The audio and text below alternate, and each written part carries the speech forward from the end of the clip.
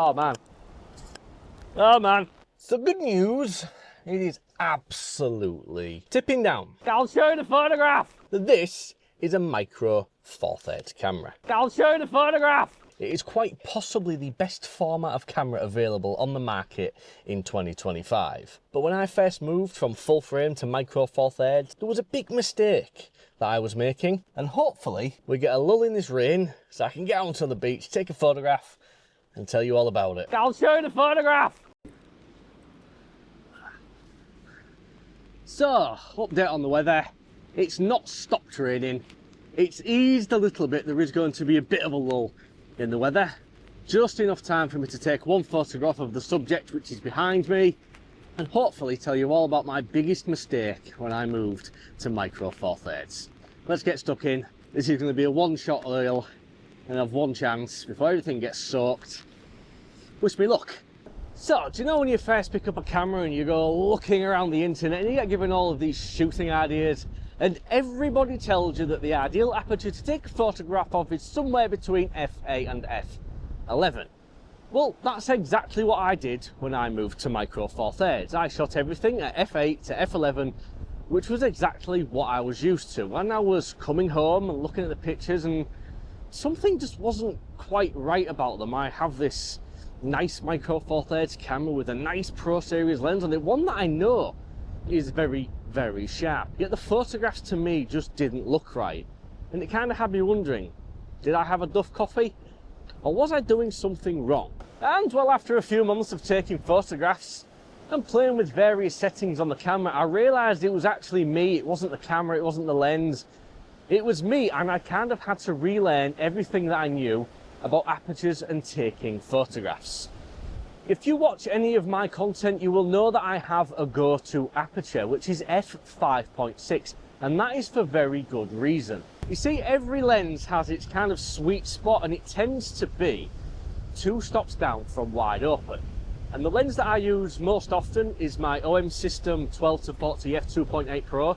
So if we go down 2 stops from there, 2.8, f4, f5.6, and that gives us the sweet spot for that lens. But it also gives us an equivalent depth of field to a full frame camera of f11, which is where I was used to shooting.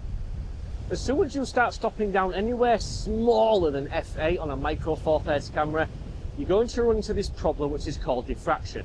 It happens on all camera lenses, it happens on all camera formats, but it's a little bit more noticeable on a Micro Four Thirds camera. Let's take this photograph at f5.6 and I'll explain why.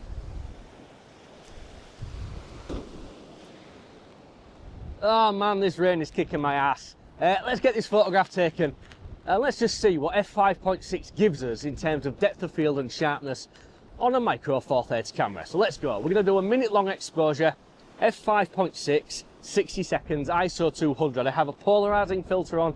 I also have a 10-stop filter, which in these dark and dingy conditions is going to give me that 60 seconds that I'm looking for. So I'm going to go ahead, I'm going to press the button because we've got a 12-second timer on, so we might as well let it count down before we expose it to the elements that are really, really coming back right now. It's good fun, isn't it?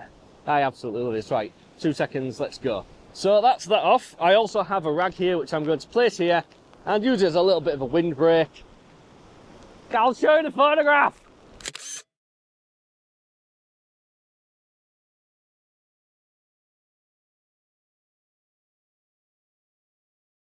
Thank God for weather sealing. I don't believe in a God, but if I did, hopefully it's going to work. So, f5.6 on Micro Four Thirds. 2 stops down from wide open on my go-to lens gives me the sharpest possible aperture.